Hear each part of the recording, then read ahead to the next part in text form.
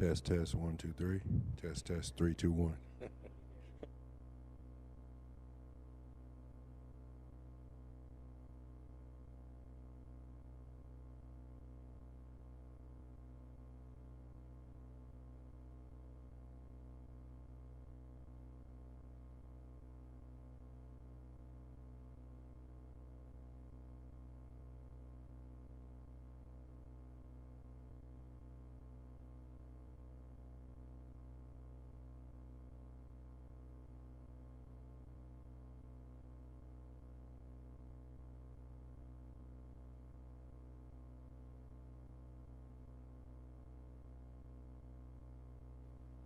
Test, test.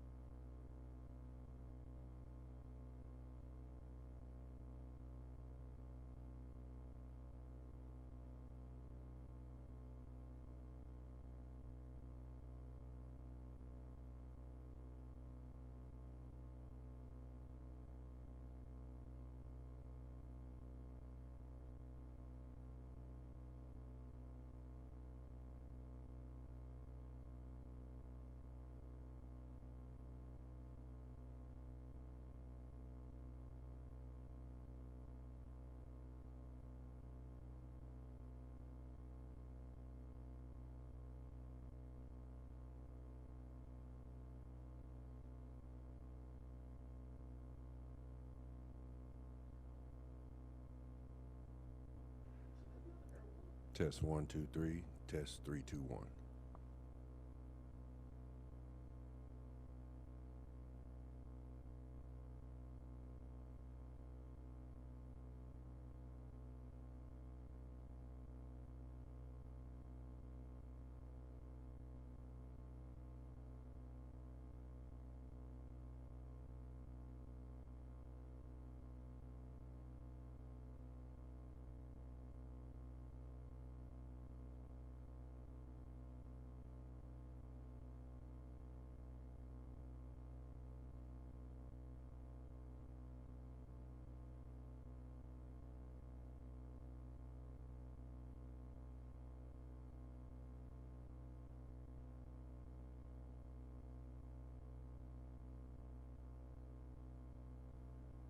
Test 1 2 3.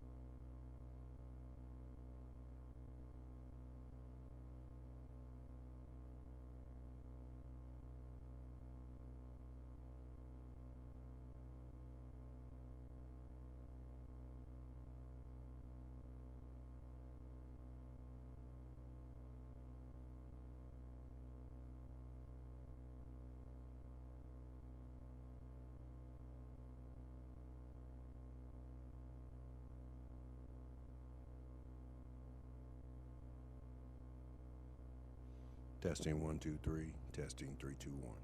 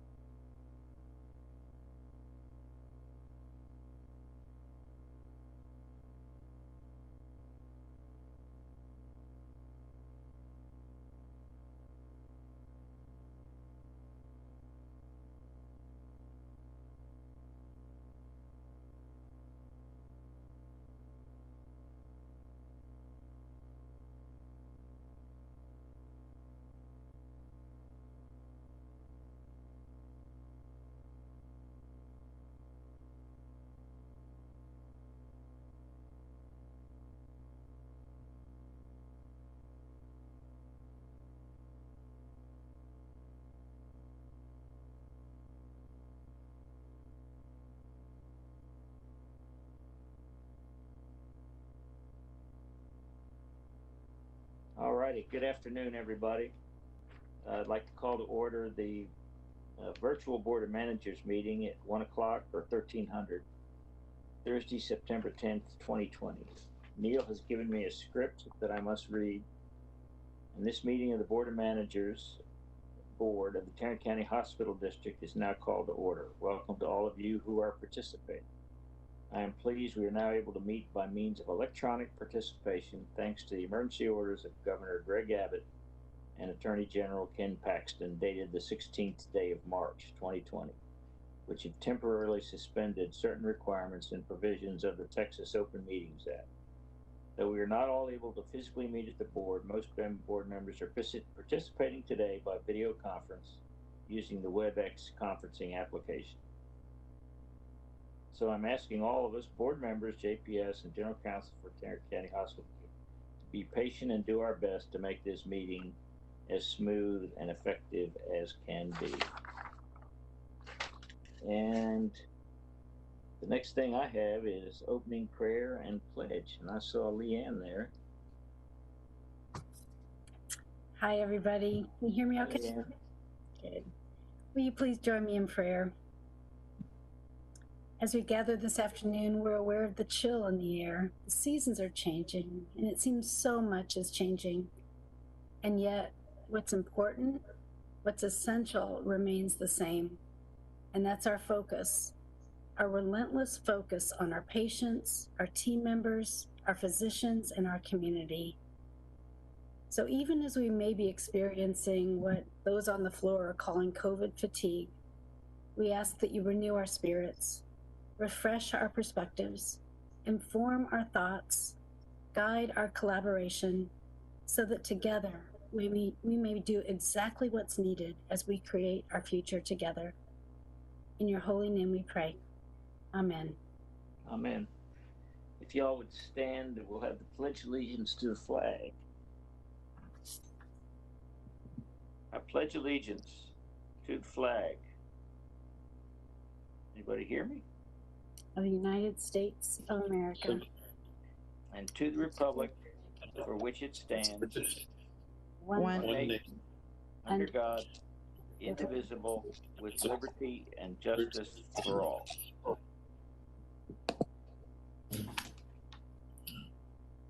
Can you hear me? Because I couldn't hear any of you folks.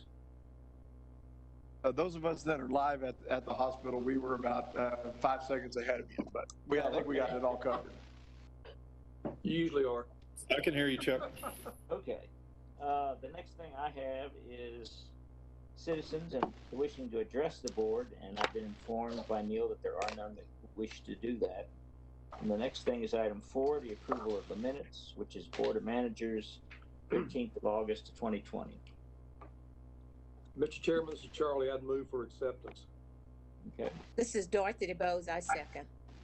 Okay. Suzanne, have you got that? Yes, I do. Okay. Any discussion? All in favor, please say aye. Aye. Aye. Those opposed, say no. All right, hearing notes, the motion passes to approve the minutes. The next is a board chair report. I have nothing more to add other than the same since been going on since March, which is thank you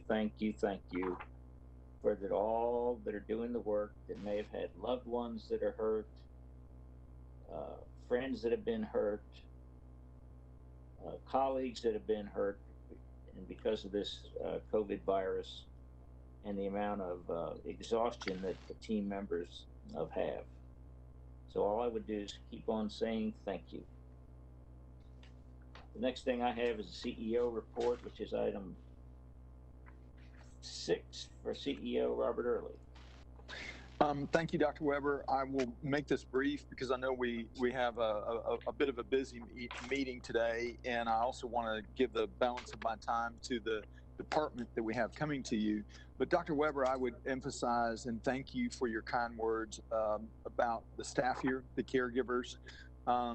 It's an incredible group of people that come in every day and take care of those that are in more need than they are. and they put themselves at levels of risk at all levels. And at the same time, we deal with COVID-19. We still don't know all the answers. We still deal with heart attacks and strokes and traumas, and we deal with everything else. So the world does not stop because we have a pandemic. So I'm grateful, and our team is grateful to have a board like we have, a conscientious board and a caring board. So thank you all. I will, Mr. Chair, what I will do is when we get into the department update, I will introduce the people that will be presenting to you. So that's really the only report I have, unless you all have any questions. Those are really the updates I have. One last update, Dorothy, I will tell you that when we talked about a claim at our last board meeting, we are doing the final touches on an RFP to look at groups to do that. We're getting a lot of advice from folks here at JPS to see what goes in that RFP. We've also looked at some other RFPs at the national level that others have used for physician groups. And I think we'll have a really good document as we move forward with that. So we plan to have that within the next 2 weeks totally done. It's probably 2/3 on the way there. All right, thank you. Yes, ma'am.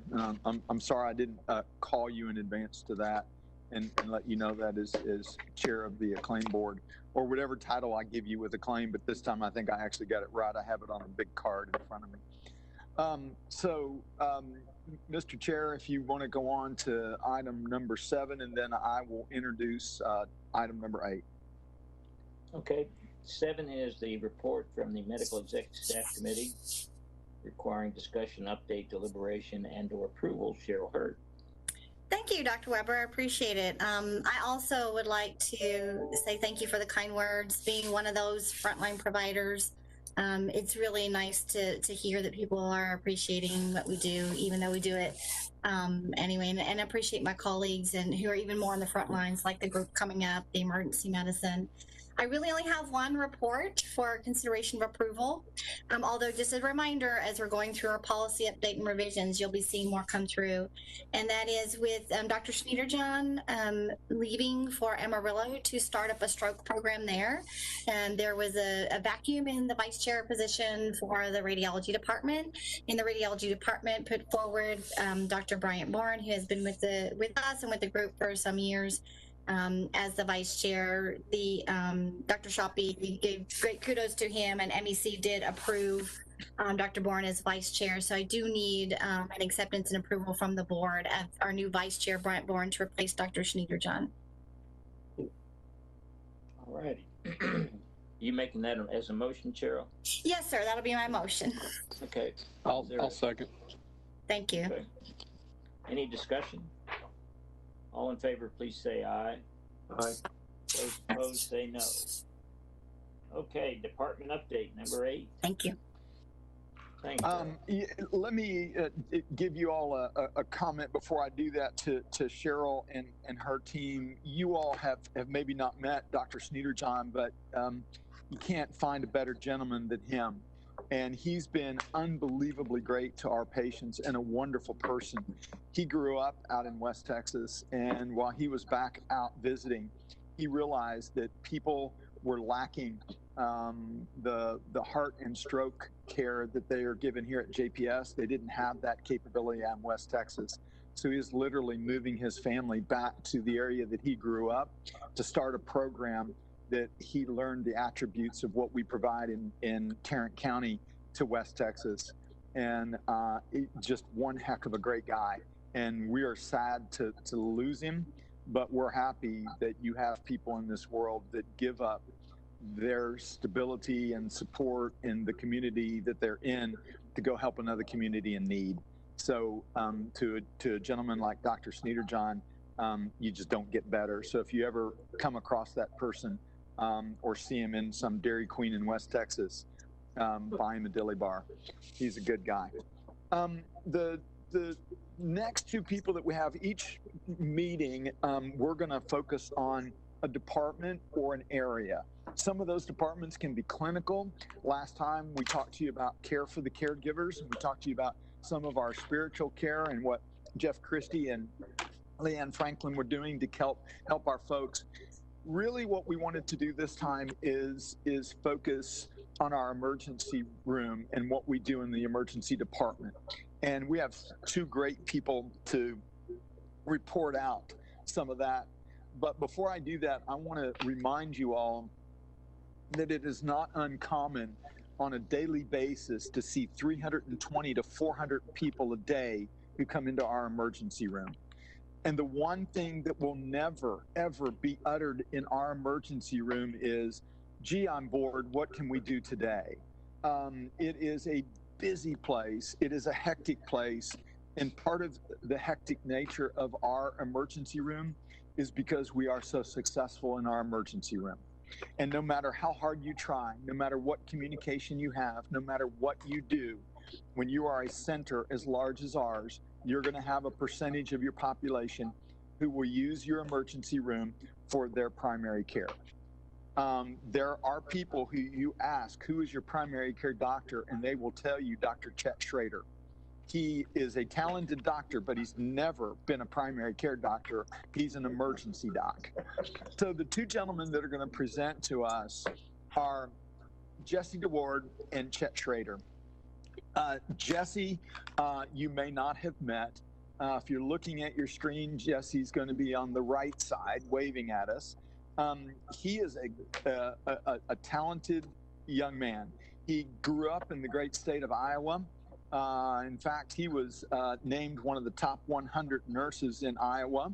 And that's quite an accomplishment, because if you're not raising hogs or corn in Iowa, and you get to be one of the top 100 nurses, it's quite an accomplishment. So he is good. He spent a little time in Colorado and then found his home here in Texas.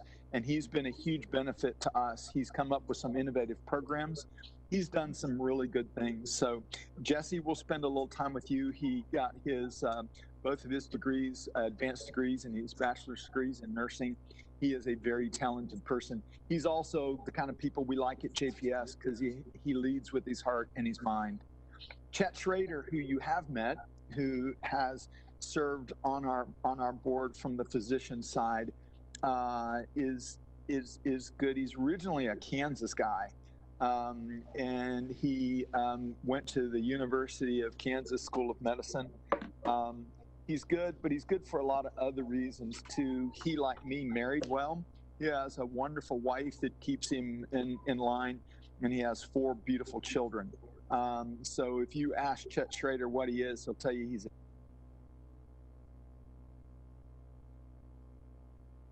12-minute presentation for us, and then any questions you all would like.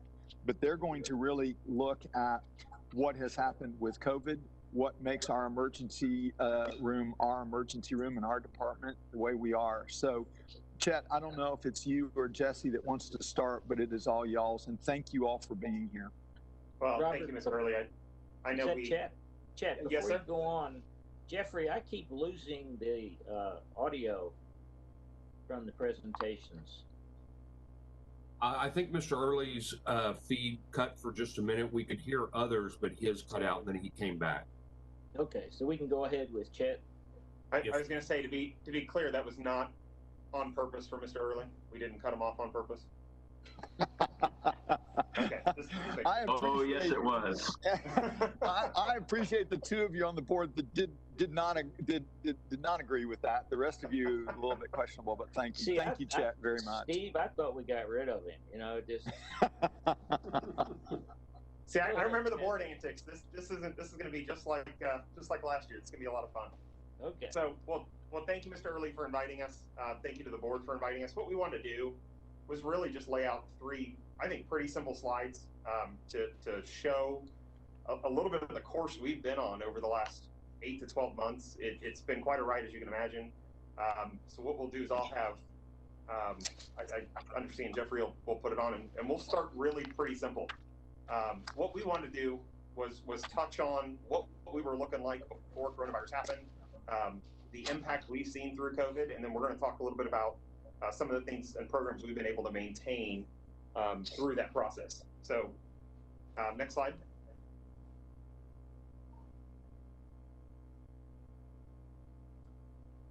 Okay. So this shows our volume since August of last year, and there's really two main things of note. One is January of 2020, that volume of over 11,000 patients was actually the highest volume that JPS ED has ever seen in 1 month, and we everything was going great. And then, as you can see, there's a steep drop-off coming specifically in March and April. And as we all know now, that volume decrease is all related to this, our pandemic with COVID.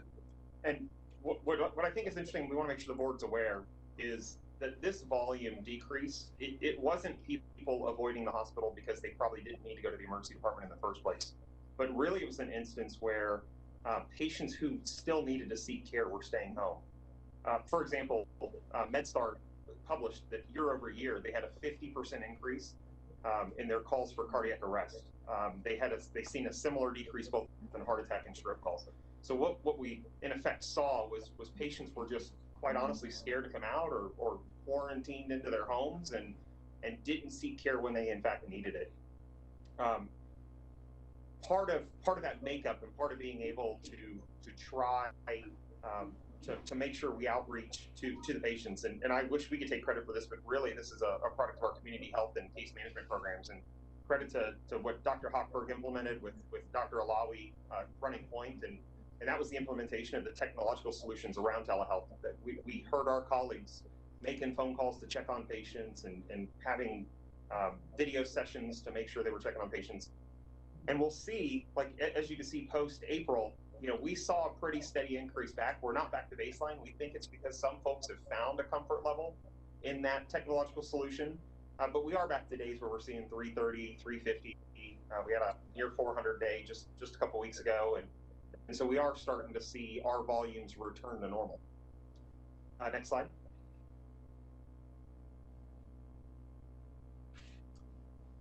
So just as some of these pictures illustrate that, when COVID-19 hit our area, there was a lot of changes that needed to occur.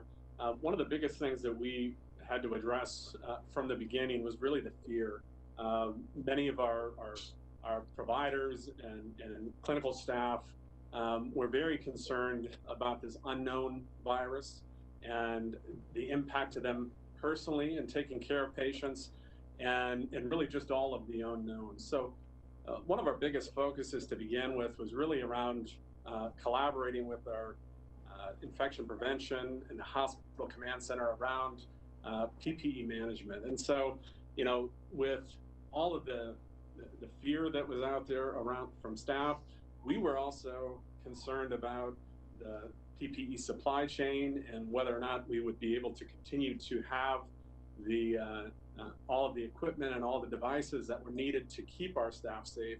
And so we came up with a very evidence-based CDC following process around how we had our staff wear an appropriate PPE really early on. And really to date, there's no known staff contraction of COVID, and I'm speaking specifically in the ED, which we really see as a huge win in the fact that not only did we manage that PPE usage, but we also have kept our staff safe during this whole time. In addition, we've had to really reinvent a number of ED processes to meet the needs of patients and to gain that trust back. Yeah, part of that really was focused around making sure we're isolating these patients at an early part of their encounter. We put, with the support of the hospital command center and our administration, put a tent out front to make sure we could quickly assess those patients. We put a tele-screening process in place where we could have a provider very quickly weigh in as to whether or not there was a risk for coronavirus in that patient, in which case we could isolate them within the emergency department. And additionally, again, through collaboration with Dr. Alawi, Dr. Davis, our outpatient case management team, we were even able to implement a program where patients who presented to the ED were seen in the tent, right, by a telehealth provider, then could be sent home despite the fact that they would need managed, maybe with oxygen therapy through the course of their COVID disease. They also had processes in place where those patients would be followed up and made sure that if they worsened, they would come back to the emergency department. So as you can see, like it came pretty quickly on us, and we had to essentially make a pretty quick adjustment to make sure we can care for patients and isolate them pretty quickly. But it didn't keep us from having to continue business as usual as it tied to our emergency department. So if I can have you go to the next slide, we just want to touch on some of the things that we've continued to have to maintain and make sure we're keeping a great progress going forward for our emergency department despite the impact of coronavirus. So, quality is key in our department, and we've really been able to, even during this pandemic, continue to improve the care of the patients that are receiving not only our cardiac care with decreasing our door to EKG times to a median time of 10 minutes or less. Our door to TPA, within 45 minutes, we're completing that 75% of the time, which is well above the goal set by our stroke program. And then finally, our evidence-based sepsis treatment protocols greater than 85% of the time, again, well above the benchmark set for our sepsis certification. And I think it's important to know that while maintaining these quality improvement, these quality processes and caring for our coronavirus patients, we did it all while really continuing to average a door to care complete time in under 3 hours. So to me, I think it just speaks to a testament of our staff and providers that they could make the adjustment required to care for coronavirus patients, all while maintaining high quality care and being just extremely efficient in the setting of our facility. In addition, we've really focused on some nursing innovations. As one of the busiest ERs in the country, we have an opportunity to not only instill evidence-based practice, but also develop evidence-based practice. And through that, we've actually implemented the first of its kind flight risk tool to identify patients at risk for elopement from the ED. In addition, we've implemented, again, during this COVID period, evidence-based fall risk that's specific to the care of ED patients.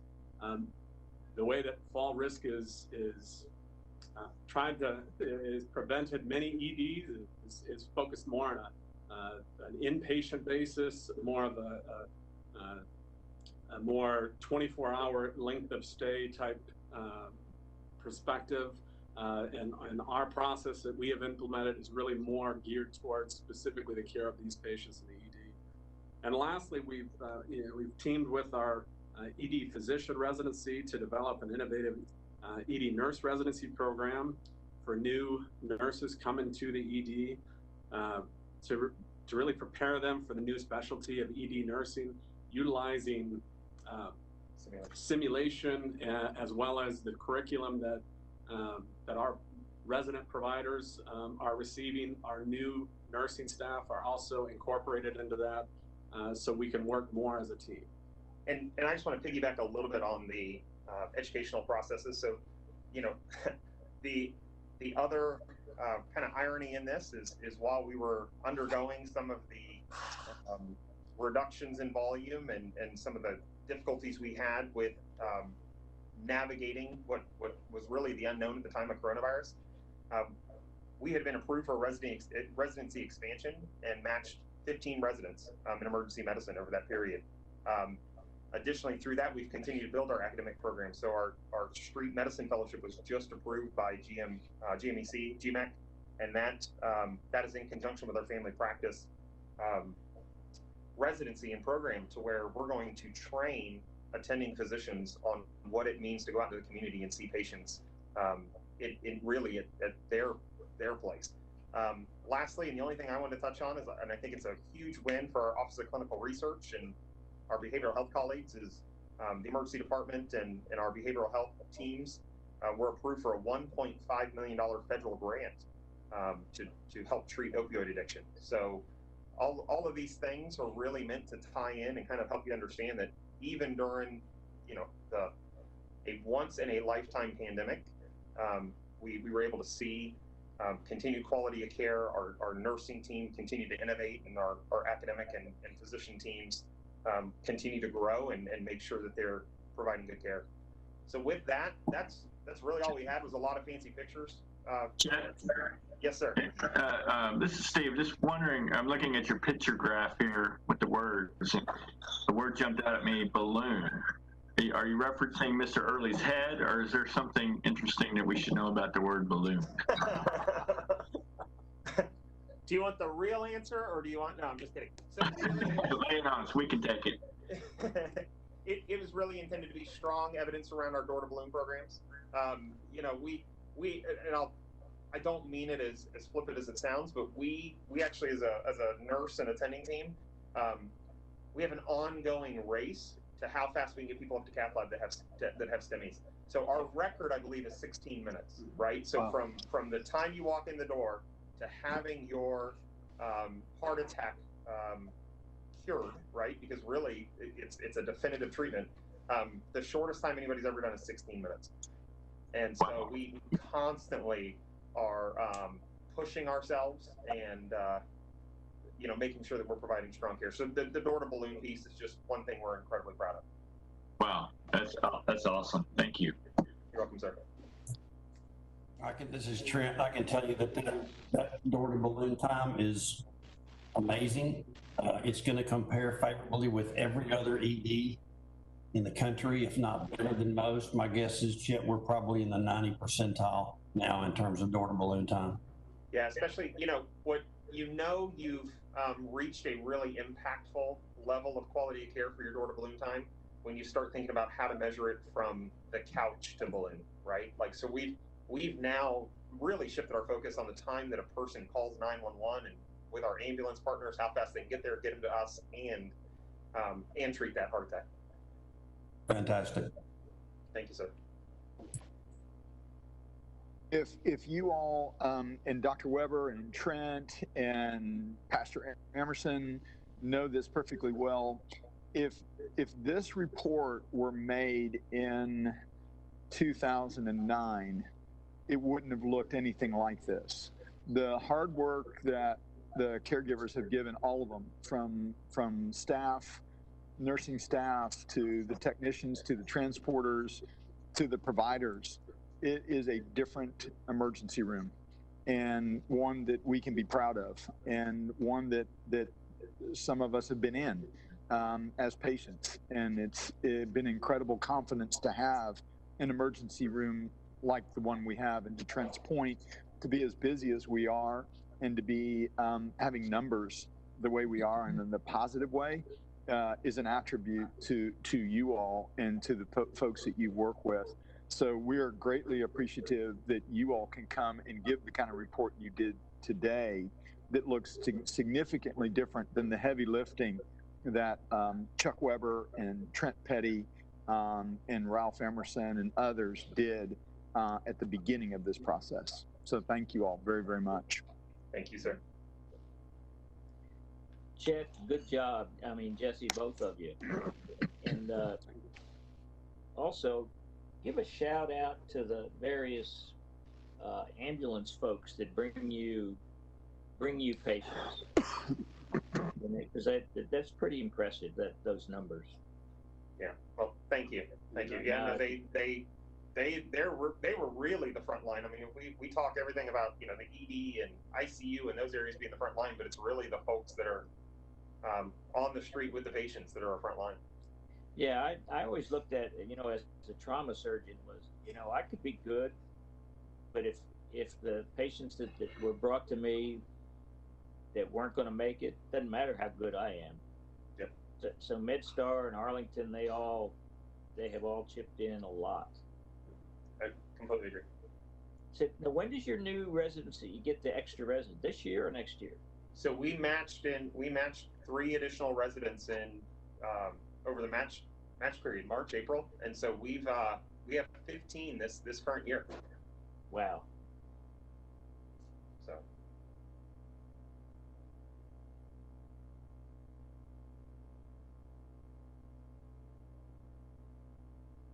I think Jeffrey's messing with Mr. Weber, Dr. Weber. Yeah, I think Dr. Weber is froze. Either that or he has an incredible stillness to him. There you go. Chuck, you're moving again. Thank you. All right. All right. Well, thank you Thanks, all. guys. Thank you. Appreciate you. See ya. Next thing I have is item 9, which is committee reports and actions. First one's Finance Committee action. D. Montgomery. Thank you, Mr. Chairman. I think most everyone was in attendance at our August 27th meeting, so I'll summarize quickly. We received our July financial report from Ms. Clark, and I'll remind everybody that we're currently in our last month of our current fiscal year. We'll get this report for this month and the year-end report at our Finance Committee meeting in October. Just to highlight a couple of items that we put forward for the full board's consideration. We we funded the pension program and the GIVA program. We put forth several contracts for the board's consideration. I'll highlight one in particular. I know it's got a lot of people's interest, is the agreement between the district and the DA's office. And we also approved some new insurance policies. Ron Skillins is out spending our money.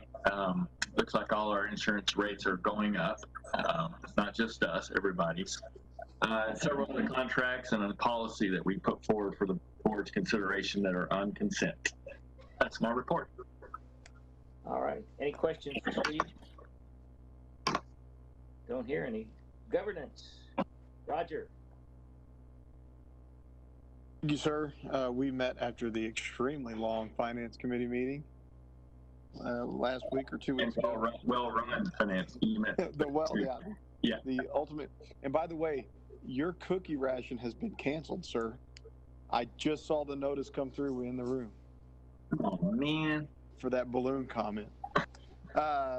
In governance, we approved and is on the consent agenda the compliance work plan for 2020-21 and the internal audit work plan, as well as 9 policies that were all, I think there were six of them that were just revisions and 3 that were new policies. None had any problems going through the committee. All right. Anybody got any questions for Roger? The next one is the Quality Committee, and the report is as follows. The committee met on the Thursday, the 3rd of September, 2020. There is one item on the consent agenda, one policy, and there were 3 presentations that were really quite cool. One was the patient experience presentation from Laura Burnside, and I'm going to have her present to the full board here before too long.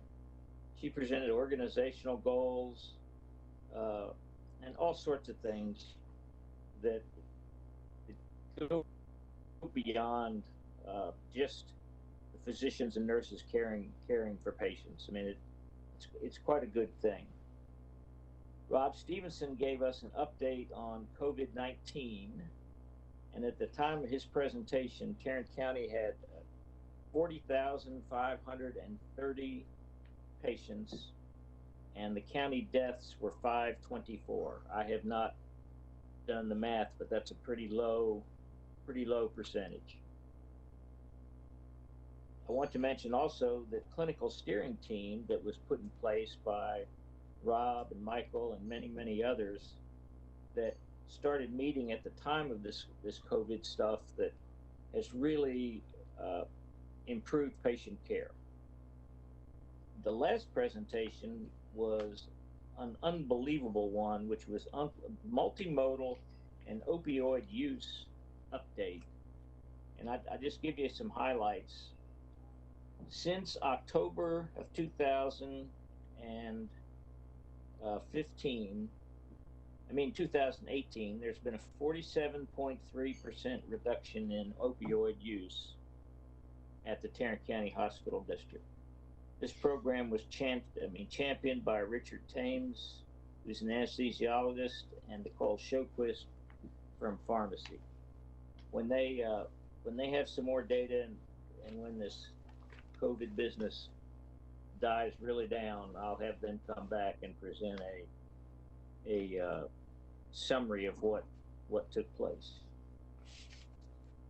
And for me, that's it. Any questions for me? Don't see any. Next one will be the planning committee, Trent Petty. So I turned my video on so that when you look at item 9D on your agenda, you'll realize that in fact the presenter as spelled is indeed a typo. Trent Pretty is what it says, so I thought maybe turning that. Well, I think you're pretty, Trent. Even my wife mistake. She did that on purpose. Trent, you get an extra cookie. Thank you. Thank you. We had what I consider to be, we had a great planning committee. Y'all were there. Adam Lane outlined for us the process that we're going through in terms of our repair and maintenance assessment of all of our assets. We continued that work today, interviewing 4 separate firms on moving forward with that, and the board will have that to them coming up at their next agenda. So really happy about the direction of planning, the way that we're headed. Chuck, that's the only item that we discussed. Trent, are you going to try and present to the finance committee on the 24th of September? Is that the? Yes, that's the plan. We're on schedule to get that done right now.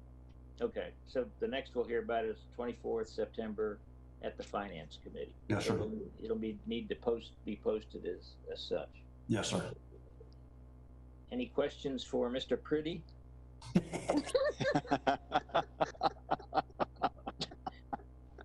Not seeing any. Okay, well, thank you. The next item is number 10, and that has to do with other matters requiring board discussion, update, and deliberation. And for this particular instance, I'm going to take the group into executive session. So executive session will begin at 13:42, and we'll come back in about 5 minutes. The only people that'll be in the room are the 11 board members. If you would, please. So take a short break.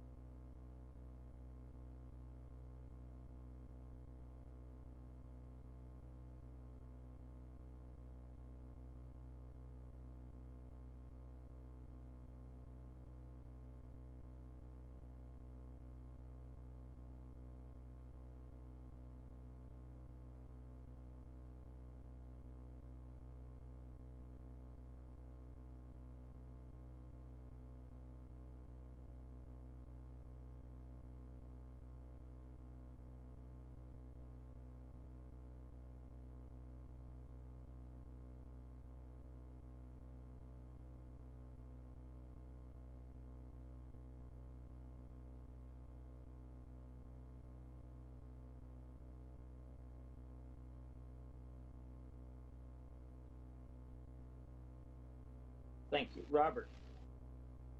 Yes, sir. One of the a good point from DT. That we need to reconvene in open session at 15:05 hours, 10 September 2020. DT raised a very important point, and that is as follows. Is that knowing that we are live streaming, is it okay for Daphne if we mention her name that Dr. Weber, we're live. We're live currently. You're live streaming right now. Okay. In open session. In open session. Your concerns are okay. I don't know that we need to worry about it right now because she knows. Used the name. She doesn't know anything, but a name was just used. Not by me. Okay. I'm not going to correct my board chair, but that's okay. Yes, you can. Okay, so putting all that aside. Yes, sir. Mike, Dorothy, you're up. Okay, this is Dorothy DeVos, and I move that we accept and approve the search committee's recommendation on offering the position for general counsel, and that HR and the executive committee move forward in establishing a compensation and completing the process. Amanda seconds. Oh, thanks, man. Any discussion? All in favor, please say aye. Aye. Aye. Those opposed say no. Okay. On behalf of the staff here, I want to thank you all for your diligence and your efforts and all of your opinions and all of your viewpoints.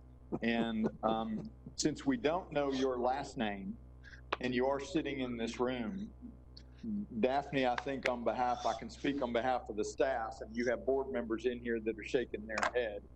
We are impressed with you, and we are thankful that you have thought enough of JPS to be here interviewing with us, and that you've spent your time with us, and we are grateful. And that's quite a statement from this board. Well, thank you so much, and I appreciate the opportunity. Thank you. And Dr. Weber, you did a wonderful job. Thank you. Oh, please. And nobody knew her name. Alice, thank you. Put your lips on my butt. Okay. Okay, we have now we're the up. rest of the meeting. Yes, sir. We have one other thing for business, and that is privileges. Cheryl. We have the consent item, and then we have Dr. Hurd, and then we'll go to consent. Yeah, you got consent. And you got one Cheryl item. Go ahead and do the privileges, then we'll get to the consent agenda. Okay. Okay. I move to approve the credentialing and privilege packet as presented in closed session. Second, Chuck. It's Charlie. All righty. Any discussion? There sounds like a party going on. Sure does, Chuck. You and I missed out on this one. Yeah, we did. Not invited. We're coming to your Okay, house next month, Dorothy. We're coming to your house. You come to my house. I'll come up here. Either one. Okay, all in favor, please say aye. Aye. Aye. Those opposed say no. Okay, next, item 11 is the consent agenda. All were discussed in board committee meetings, may require little or no deliberation by the board of managers. but require Chuck, Mr. Chairman, you had one on the consent that you wanted, that wasn't posted necessarily correct, that you wanted to mention. Steve, you wanted? It was on the board agenda, on the board portal.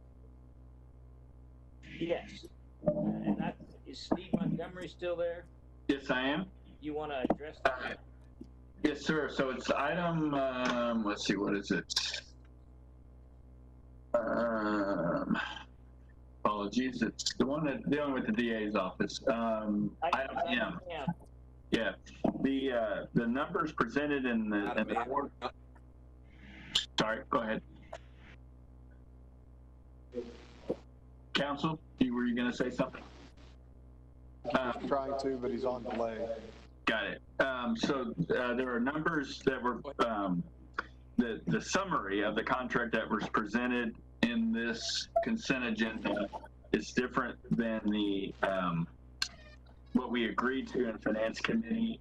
We did check with council to make sure that we're still within the bounds of the properly posting it, and they said we were. And so I just wanted to make sure everyone knew that the numbers in item M are different than the ones that we agreed to in Finance Committee. The terms were slightly different, but we talked about it so y'all know the terms with what was posted was slightly different. Does that help, Mr. Chairman? It does. Got it. And I talked to Neil as well, and Neil's counsel was we're good to go. So, Mr. Chairman, so we coordinate that with the DA's office on why it came back different, numbers were different. Yeah. Yes, sir. We have. Yeah. Yes. Robert. I guess I'm asking why. I guess my question is why were they different? What happened, Reverend, was when the Finance Committee began to debate that, there was a contract. During the debate at Finance, the District Attorney's Office suggested a one-year contract. What went out to you as board members for information was the 2-year contract just wasn't updated. So what you are looking at right now is what the District Attorney agreed to. Okay. That was the only difference. You got sent the first version. This is the updated version that District Attorney Wilson is suggested to us in the Finance Committee. Okay. And Robert Browder, if there's anything, because you have communicated, you and Neil have been working tandemly on this, but if there's anything you all want to add, you all feel free to, but there is no change. You're looking at what you all agreed with now. Yeah, what Robert said is accurate. So I don't have any significant comments. That's correct. What Robert has told you is accurate. It's this is the same thing that was discussed and approved at Finance on the 27th, and it's good to go. And so, Mr. Chairman, you can proceed with consent with that item M as corrected. Okay, then I would entertain a motion that says the following: proceed with the approval of the consent agenda with the modification in item N. This is Zim. Move to approve. Is there a second? Second. Dorothy, second. Any further discussion by anybody? All in favor, please say aye. Aye. Those opposed, say no. And I believe that is all that I have. No, we have one other item, Mr. Chairman, is item Roman numeral 12. It's on the ratification of a contract. Number 12. Roman numeral 12. Oh, you're right. You're right. You want to give us a brief overview of that? It's explained in the, it was an exception to bidding. However, there was an emergency due to availability and some pricing issues that the district took advantage of because of the pandemic.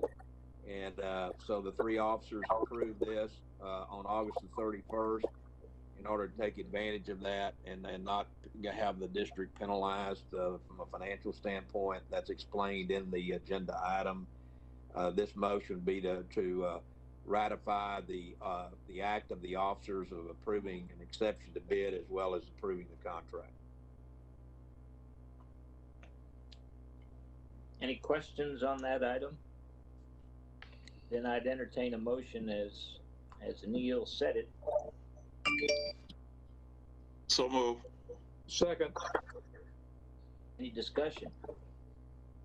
All in favor, please say aye. Aye. Those opposed, say no.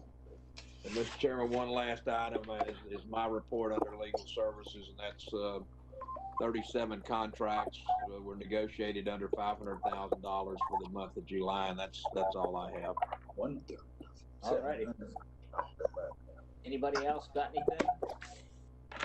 Then it's 14 hours and we're adjourned. Very Thanks, good. everybody. You bet. Thank you.